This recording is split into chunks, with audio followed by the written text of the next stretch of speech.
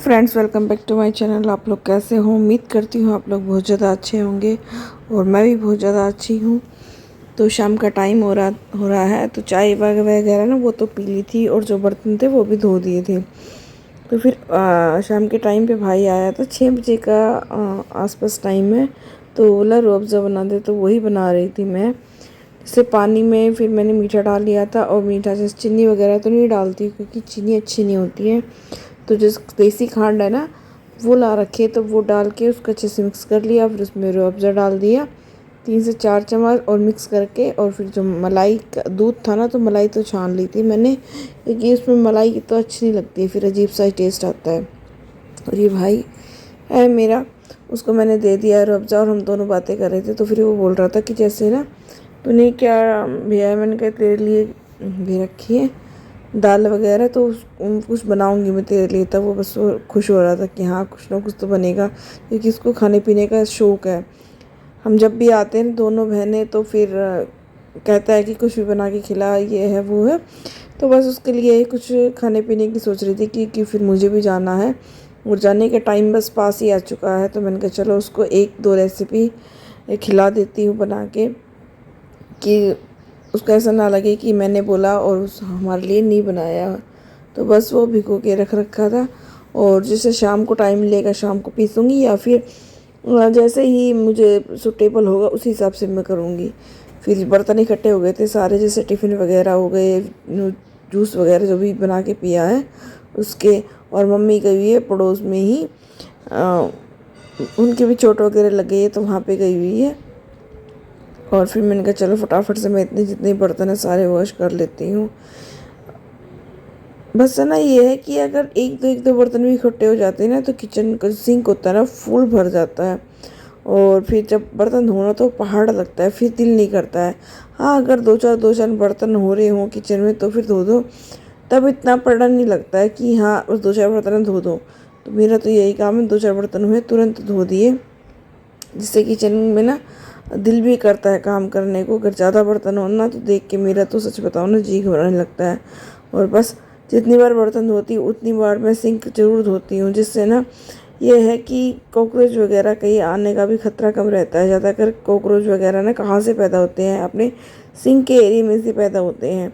अगर हम kitchen sink को अच्छे से साफ़ करके रखें ना, और 2-3 दिन में एक बार गर्म पानी भर के अच्छे से उबाल के और सिंक में डाल देना, तो कॉकरोच का नामो निशान ही नहीं रहता है। तो मैं तो हमेशा से ही करती हूँ। और फिर किचन को साफ़ सुथरा करके अच्छे से, और फिर मैं आ गई थी कि दूसरे रूम में, जहाँ पे पड़े हुए थे कपड़े ढेर सारा, पूरा पहाड़ लगा हुआ था। तो मैंने कहा इसको भी निपटाना है, और जो प्रेस के कपड़े हैं उनको साइड में रखना है, क्योंकि प्रेस करनी होती है। जैसे सुबह सुबह कभी शाम को प्रेस नहीं कर पाती हूँ, बाय द वे तो मैं कर देती हूँ, अगर नहीं कर पाती हूँ तो मैं सुबह ना फिर बहुत ज़्यादा काम हो जाता है, तो सुबह करनी पड़ती है।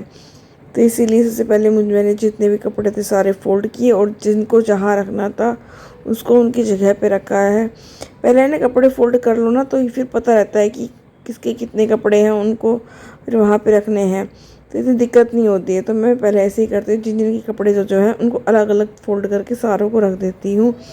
और हमेशा ना कपड़ों को फ़ोल्ड करती हूँ मैं हमेशा सीधे, उल्टे हैं तो उनको सीधे करके फ़ोल्ड करती, कभी उल्टे करके कपड़े फ़ोल्ड नहीं करने चाहिए। वैसे तो मुझे पता नहीं, पर हाँ कहते हैं कि कभी भी कपड़ों को ना उल्टा करके फ़ोल्ड करके नहीं रखना चाहिए। जहाँ तक हो सके तो सीधा करके ही उनको कपड़ों को रखो।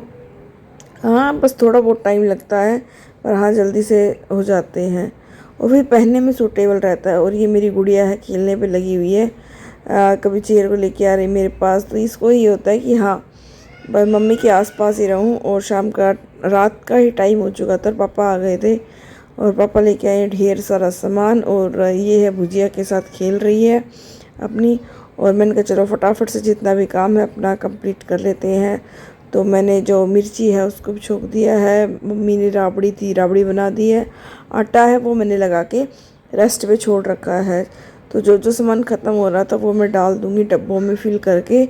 शाम के टाइम में थोड़ा बहुत टाइम मिलता है तो मैं उनको कर देती हूँ, एक साथ तो फिर करो तो पहाड़ लगता है ना। तो चावल थे वो भी डाल के रख दिए थे, और दाल वगैरह ख़त्म हो गई थी, तो मैंने कहा चलो आज मैं पापा से कह के मंगवा देता। तो दाल थी मिक्सअप, मूंग मसूर की दाल ज़्यादातर हमारे घर में वही खाई जाती है। तो जैसे थोड़ी सी मूंग की दाल डाल ली, थोड़ी सी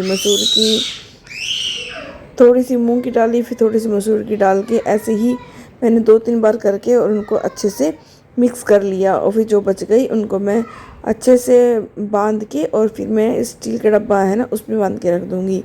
और जो भी एक्स्ट्रा सामान है उनको डब्बों में रख दूँगी। और जो खाने की चीज़ें हैं वो मैं ब्लू का जो डब्बे होते हैं ना वो अलग से उसमें डाल के रख दूँगी। और साथ साथ में जितनी भी सफाई है डब्बों के नीचे उनको कपड़ों को पोंछ दूँगी बस। और आगे ना मैं वीडियो कंटिन्यू नहीं कर पाऊँगी क्योंकि ना फिर ज़्यादा लंबी हो रही है। और यदि आपको वीडियो मेरी थोड़ी सी पसंद आई हो तो प्लीज़ इसको लाइक करना, शेयर करना और कमेंट करना। मेरी वीडियो थोड़ी सी पसंद आई हो तो प्लीज़, और कुछ भी क्लिप अगर मेरी वीडियो में अच्छा लगा हो तो प्लीज़ मुझे कमेंट करके ज़रूर बताना और एक लाइक कर देना प्लीज़। और मिलती हूँ नेक्स्ट वीडियो में, तब तक के लिए बाय बाय, टेक केयर।